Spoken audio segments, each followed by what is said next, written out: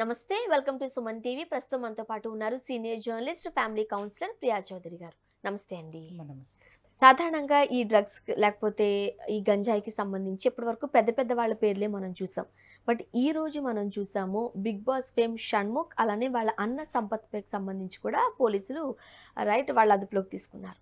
ఏం చెప్తారు అసలు ఈ గంజాయికి సంబంధించి ఇలా సెలబ్రిటీస్ పేర్లు రావడాన్ని ఎలా చూడాలి? అత్యాధునికమైన టెక్నాలజీతో ఫెర్టిలిటీ ట్రీట్మెంట్ అందిస్తోంది మెడిసి ఐవీఎఫ్.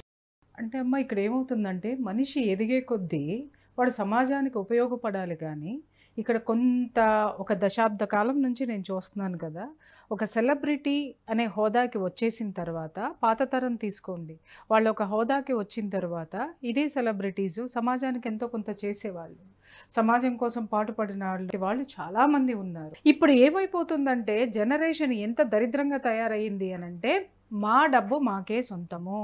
సరే బాగానే ఉంది, పిచ్చి డబ్బు ఒకటి వచ్చి పడుతుందమ్మా. దీన్ని పిచ్చి డబ్బే అని అంటాను. ఎందుకంటే కష్టార్జితం విలువ తెలియడం లేదు.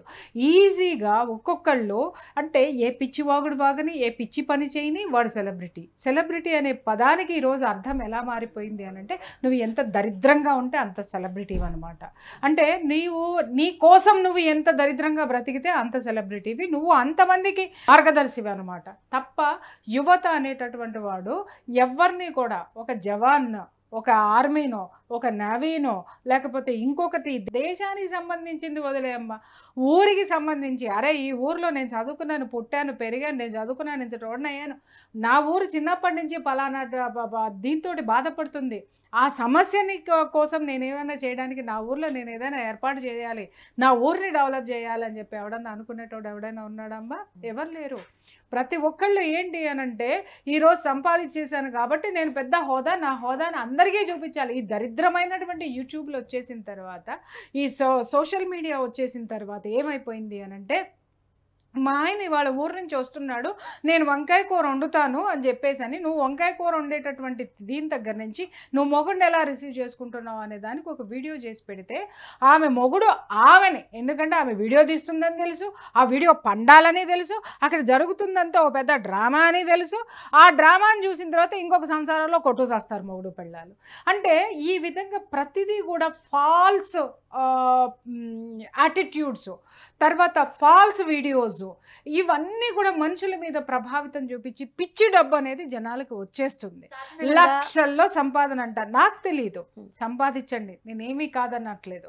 మీరు సంపాదించుకోండి, మీరు నిలబడండి, మీ బిడ్డలకు పెళ్ళిళ్ళు చేయండి, లేదా మీరు స్థిరంగా ఉండండి. కానీ దాన్ని ఏం చేస్తారో, ఒక స్థితికి వెళ్ళిన తర్వాత ఆనందం అంటే ఎలా ఉంది అని అంటే, పబ్బులు, క్లబ్బులు, చెప్పాను కదా, అసాంఘిక కార్యక్రమాలు, సమాజానికి విరుద్ధమైనటువంటి పనుల్లో మునిగి తేలితే వాడు గొప్పవాడు అనేటటువంటి ఫీలింగ్ లోకి వాళ్ళ జనం వచ్చారు అని జాలిపడాలి. ఈ మధ్య కాలంలో మనం ఎక్కువగా చూస్తున్న విషయము, వాళ్ళకి ఒక చిన్న ఫేమ్ వచ్చిన తర్వాత, అది ఏ ప్లాట్ఫామ్ అన్నా కావచ్చు, ఒక చిన్న ఫేమ్ వచ్చిన తర్వాత మీకు అవకాశం ఇప్పిస్తాము అంటూ ముఖ్యంగా ఆడపిల్లలకు వల వేసి వాళ్ళను లోబరుచుకున్న సంఘటనలు కూడా మనం వింటూ ఉన్నాం. ఇప్పుడు షణ్ముఖ్ అన్న సంపత్ అదే పని చేశారంటూ కూడా మౌనిక అన్న అమ్మాయి ఇప్పుడు పోలీస్ స్టేషన్లో కేసు నమోదు చేయడం చూసాం. ఈ వరవడి ఎట్లా అర్థం చేసుకోవాలి? ఇప్పుడు లేదమ్మా, అది కాస్టింగ్ కౌచ్ అనేది దశాబ్దాల కాలం నుంచి ఉంది, ఒక శతాబ్దం నుంచి ఉంది అనుకో. సినిమా ఇండస్ట్రీ పుట్టినప్పటి నుంచి ఉంది, ఇప్పుడేమి లేదు. అది ఇప్పుడే ఈరోజే వచ్చింది ఇంకొకటి అనేది లేదు. ఇంకొక విషయం ఏంటి అని అంటే, నువ్వు అవకాశం కోసం ఇంకొకళ్ళ తలుపు తట్టావా అంటే, వాడు ఖచ్చితంగా వాడి అవకాశం ఏదో వాడి అవకాశం తీసుకుంటాడు. నీ యొక్క అవసరాన్ని అతను అవకాశంగా మలుచుకునేటటువంటివి ఉంటాయని ఈ ఆడపిల్లలకి తెలియవా? నేను చెప్తున్నా, ఈ ఆడపిల్ల భలే అయింది, ఫస్ట్ సానుభూతి చూపిస్తా, బాధపడతా. కానీ ఇలాంటి ఆడపిల్లలకి నేను చెప్తున్నాను, ఇలాంటివన్నీ 10 సార్లు తీసుకొని వెళ్ళి నిన్ను బెదిరించి లైంగికంగా వేధించాడు, ప్రైవేట్ ఫొటోసు సోషల్ మీడియాలో పెడతానన్నాడు అని, ఈ రోజు నువ్వు పోలీస్ స్టేషన్కి ఎక్కావు, అతనికి పెళ్ళయింది అని. అదే ముందే అతను లైంగిక వేధింపులకు గురి చేసిన రోజునే నువ్వు ఎలా వెళ్ళిపోతావు గెస్ట్ హౌస్కి రమ్మనమంటే? అక్కడ ఆడిషన్ జరుగుతుందంటే నీతో పాటు ఎవరినైనా తీసుకెళ్ళవా? నువ్వు ఒక్కదాని వెరా, నిన్ను ఒక్కదాన్నే చూడాలంటే వాడి ఇంటెన్షన్ ఏంటో తెలుసుకోలేనంత చిన్న పాప. అంటే పలుమార్లు విల్లాకి తీసుకువెళ్లారు, హోటల్స్ తీసుకువెళ్లారంటూ కూడా అమ్మాయి ఆరోపణ చేయడం జరుగుతుంది. కరెక్టేనమ్మా. ఇప్పుడు అమ్మాయి వెళ్ళడం అనేది అతని బెదిరింపుతో వెళ్ళిందనే అనుకుందాం, ఆ అమ్మాయి అమాయకురాలనే అనుకుందాం, అమాయకురాలే. వెళ్ళింది అనుకున్నాం. ఇన్నిసార్లు అంటే ఒక మనిషి ఒక్కసారి అవమానపడితేనే అక్కడి నుంచి పారిపోవడమో, లేకపోతే ఆ మనుషుల నుంచి తప్పించుకోవడమో, లేకపోతే ప్రత్యామ్నాయ మార్గం వెతుక్కోవడమో ఇవన్నీ చేస్తారు. పలుమార్లు అదే జరిగింది అని అంటే నీ ఇష్టంతో వెళ్ళావు అనేది ఇక్కడ ఒకటి ఆలోచించాలా లేదా? ఈ దౌర్భాగ్యమైనటువంటి పరిస్థితి ఆడపిల్లల్ని లొంగదీసుకొని వాళ్ళ యొక్క బలహీనతలతోటి ఆడుకునేటటువంటి ఈ మృగాలు ఈ విధంగా ఉన్నటువంటి ఈ సమాజాన్ని మనం ఏమని చూడాలి? ఈ ఆడపిల్లలకు మనం ఏ విధంగా చెప్పాలి? ఎన్నోసార్లు ఎన్నో ఎపిసోడ్లు గొంతు చించుకొని మాట్లాడారు. ఆడపిల్లలు జాగ్రత్తగా ఉండండి, మీరు ఎవ్వరూ తోడు లేకుండా మీరు వెళ్ళకండి. ఇంకొకటి, ఇండస్ట్రీ అన్న తర్వాత వాడు ఒకసారి చేస్తే తప్పేంటి, 2 సార్లు చేస్తే తప్పేంటి, 10 సార్లు చేసినా అదే తప్పు. కాబట్టి వాడు భ్రమలకి ఈమె లొంగిపోవడము. ఇంకొకటి ఇక్కడ ఏంటంటే నేను చెప్తున్నాను ఏంటంటే, ఇన్నిసార్లు జరిగినా కూడా అత్తగాడు ఈ అమ్మాయిని పెళ్లి చేసుకుంటానని మాట ఇచ్చాడా లేదా అనేది క్లారిటీ లేదు. ఒక జస్ట్ రింగ్ తొడిగి మనకి పెళ్ళైపోయినట్టే అని చెప్పారు. మగపిల్లలందరూ ఆడపిల్లల్ని నమ్మించడానికి ఏం చేస్తారంటే ఒక రింగ్ ఒకటి దొరికేసేసేసి అయిపోయింది మమ అనిపించేసి ఆ పిచ్చమొహాల్లాగా వాళ్ళని తిప్పుకుంటూ ఉంటారు వీళ్ళ చుట్టూ. ఈ పిచ్చమొహాలు ఏంటి, ఇంకేముంది, ఇంత పెద్ద సెలబ్రిటీకి నేను భార్యను కాబోతున్నాను కదా అని ఊహల్లో ఉండి వాడు కూడా అదే ఊహల్లో తిప్పుతాడు. విల్లాస్ అంది, తర్వాత ఇంకేదో హోటల్స్ అంది. మరి ఆ లగ్జరీ లైఫ్ ఆ అమ్మాయి సెలబ్రిటీ అవ్వాలనుకున్నది ఒక కోరిక, ప్లస్ సెలబ్రిటీలు ఎవరైనా ఎందుకు అవ్వాలనుకుంటారు? ఆ డబ్బు, ఆ విధమైనటువంటి లగ్జరీస్ ఎంజాయ్ చేయడానికే కదా. అంతేగాని వీళ్ళు చేసేదేమో ఒక సామాజిక కార్యక్రమాలు కాదు. అక్కడేదో ఒక ఉద్యమాలు చేసేసి ఒక ఇది చేసేసి దాంట్లో నుంచి సమాజాన్ని బాగు చేసే ఉద్దేశాలు ఇక్కడ ఎవరికీ లేవు. వీళ్ళందరూ సెలబ్రిటీలు అయిపోవాలి, సెలబ్రిటీల ద్వారా వచ్చేటటువంటి ఆ యొక్క ఫెసిలిటీస్ ఏవైతే ఉన్నాయో వాటిలన్నింటినీ ఎంజాయ్ చేయాలి, అనుభవించాలి అనేటటువంటి దీంతోటే వస్తున్నారు. వాళ్ళు అదే చూపిస్తున్నారు. స్టార్ హోటల్స్కి తీసుకెళ్ళాడు, విల్లాస్కి తీసుకెళ్ళాడు. ఇంకొకటైనా ఆ అమ్మాయి ఆ లగ్జరీ లైఫ్ కావాలని కోరుకుంది కాబట్టి ఆ అమ్మాయికి అదే చూపించి అదే మోసంలో ఆ అమ్మాయిని భ్రమలో పెట్టేశాడు. వాడికి కావాల్సింది వాడు ఎంజాయ్ చేశాడు. మౌనికత కూడా తప్పుంది అంటారా మీరు? 100% ఉందమ్మా. ఇప్పుడు నీకు రింగ్ ఎట్లా దొరికాడు? 10 మందిలో దొరికాడా? లేదు. ఒక రూమ్లో దొడుకుంటుంటాడు. నువ్వు బలవంతం చేస్తేనో, లేకపోతే నువ్వు లొంగవనుకుంటేనో, లేకపోతే ఇంకేదన్నా అనుకుంటేనో వాడు అరే నువ్వేరా, ఇదిగోరా నీకోసం వాడుకున్న డబ్బులో వాడుకున్న దీంట్లో ఒక రింగు ఖరీదు మహా అయితే 10,000 లేదా 15,000 లేదా 20,000. ఒక 25,000తోటే ఒక అమ్మాయి ఎంజాయ్మెంట్ చేయడానికి వచ్చేసింది కదా, వాడికి కొత్త పిల్ల వచ్చింది కదా. అంటే వీళ్ళకి ఎంజాయ్మెంట్ని వాళ్ళు కొనుక్కుంటున్నారు. వీళ్ళేంటి అవకాశాలు వస్తాయి అని చెప్పేసి అని వాళ్ళకి లొంగిపోయి ఉంటుంది. ముఖ్యంగా వాళ్ళ వీడియోస్తో లేకపోతే వాళ్ళు ఇచ్చే ఎంటర్టైన్మెంట్తో చాలా మంది ఫ్యాన్స్ అవుతూ ఉంటారు. చాలా మాదిరికరంగా వాళ్ళని చూస్తూ ఉంటారు. అంటే ఒక ఇన్స్పిరేషన్ అయిపోతూ ఉంటారు. అదే ఇంత తక్కువ స్టేజ్ నుండి ఇంతవరకు వచ్చారా, మనం కూడా ఏదైనా సాధించగలమని చాలా మందికి వీళ్ళు ఇన్స్పైర్ అవుతూ ఉంటారు. అలాంటి వాళ్ళు ఈరోజు తమ్ముడు గంజాయితో పట్టుబడ్డాడు, అన్న దగ్గర ఉన్నట్టుగా మనం చూస్తూ ఉన్నాం. ఇలాంటి కేసుల్లోకి వీళ్ళు వెళ్ళేసరికి ఎలా చూడాలి? Other side of the coin అదే నేను చెప్తున్నాను. ఇందాక నేను చెప్పింది అది. యూట్యూబ్స్లో ఈరోజు అందరూ కూడా చాలా గొప్పగా మాట్లాడేస్తూ ఉంటారు, గొప్పగా చేస్తూ ఉంటారు. నేను చాలా యూట్యూబ్స్ చూశాను కదా. ఆ యూట్యూబ్లో ప్రమోషన్స్ పేరుతో ఒకళ్ళ భార్యను ఒకటి తీసుకొని వెళ్ళిపోవడము, ఒకళ్ళ మొగుళ్ళను ఒకళ్ళు తీసుకొని వెళ్ళిపోవడము. అవతల ఉన్నవాడు దరిద్రుడైనా సరే, యువతల ఉన్న భర్త ఉన్నతమైన హోదాలో ఉన్నా సరే కూడా ఈ పిచ్చి అంటే జనాలకు కనపడాలి, ఫేమస్ అయిపోవాలనేటటువంటి పిచ్చితోటి అవతల వాడి ఆకర్షణలో పడిపోయి సంసారాలని, బిడ్డల్ని అందరినీ నాశనం చేసేసుకుని వెళ్ళిపోయిన వాళ్ళు కోకొల్లల మంది దీంట్లో ఉన్నారు. అలాగే ఆడపిల్లలు, ఈ మగపిల్లల దీంట్లో పడిపోయి ప్రాణాలు పోగొట్టుకున్న వాళ్ళు ఎంతమంది లేరమ్మా? ఆడపిల్లలు ఎంతమంది లేరు? అలాగే అవకాశం ఇంకొకటి ఇస్తాడు అన్నాడు. అరే ఈ రోజు నీ చేతిలో సెల్ ఫోన్ ఉంటే నువ్వే ఒక సెలబ్రిటీ అవ్వచ్చు, నువ్వే ఒక థీమ్, నువ్వే చూసుకుంటే నిన్నే జనాలందరూ పిలుస్తారు. ఇవాళ మనం చూస్తున్నాం, ఏ చెత్త తొక్కు పచ్చళ్ళు చేసినా, లేకపోతే ఏ దరిద్రాలు చేసినా, లేకపోతే ఏ గుడ్డలు గుట్టుకోవడం చేసినా పెద్ద పెద్ద పనులన్నిటికీ ఎవడు చూడడు. సమాజంలో బాగుపడండి అని చెప్తే ఎవడు చూడడు. ఆరోగ్యంగా ఉండండి అంటే ఒక్క వ్యూవర్షిప్ ఉండదు. కానీ ఏముంటుందంటే ఇవాళ నేను మా ఇంట్లో చింతకాయ తొక్కు చేస్తున్నాను మీరు చూడండి అనగానే వ్యూవర్షిప్ చింతకాయ తొక్కేళ్ళకి తెలవదా? వ్యూవర్షిప్ విపరీతంగా పెరిగిపోతుంది. ఎందుకు పెరిగిపోతుంది అని అంటే దాంట్లోనే వీళ్ళు చూసేసుకుంటూ ఉంటారనమాట. అదైపోయిందా పక్కన పెట్టేస్తే ఇవాళ నేను లో దుస్తులు ఎలా వేసుకోవాలి, ఎలాంటి బ్రాండ్ వేసుకోవాలని కొంతమంది ఆడవాళ్ళు చేస్తుంటే నిజంగా చెప్తున్నానమ్మా, చాలా బాధగా ఉంది. వ్యాపారాత్మకంగా ప్రమోషన్స్ పేరు మీద మీరు చెయ్యకండి దయచేసి. ఎందుకు అనంటే డబ్బు వస్తుంది, డబ్బు మనకు అవసరమే. నాకు కూడా చాలా డబ్బు అవసరం, నేను బ్రతకడానికి చాలా డబ్బు అవసరము. నేను ఇంత పేరు ప్రఖ్యాతలో నేను ఏ లోదుస్తులు అమ్మి రాలేదు, నేను ఏ వంటకాలు చేసి రాలేదు. అంటే వంటలు చేయటం తప్పనట్లేదు, కానీ ఆ లోదుస్తులు అమ్మడము, వాటి బ్రాండింగ్స్ గురించి అమ్మడము, ప్యాడ్స్ గురించి చెప్పడము, దాని నాలెడ్జ్ వేరుంటుందమ్మా. దాని నాలెడ్జ్ ఎవరు చెప్పాలో వాళ్ళు చెప్తారు, డాక్టర్స్ చెప్తారు, లేకపోతే దానికి సంబంధించినటువంటి గైనకాలజిస్టులు చెప్తారు, లేదా దానికి సంబంధించినటువంటి ఒక సెక్టర్ ఆఫ్ పీపుల్ ఉంటారు, వాళ్ళు చెప్తారు. కానీ మీరు డాక్టర్సా వాటి గురించి మాట్లాడడానికి?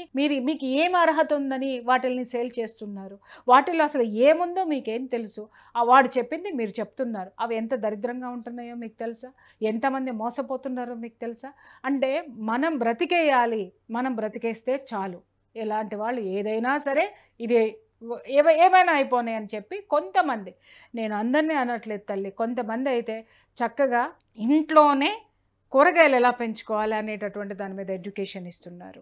కొంతమంది ఇంట్లోనే ఉన్న వస్తువులతోటే మీరు ఎలా బయటికి వెళ్ళకుండా ఎలా సద్వినియోగం చేసుకోవాలని చెప్తున్నారు, పొదుపు ఎలా చేసుకోవచ్చు అని చెప్తున్నారు. ఇక్కడ ఏం జరుగుతుంది?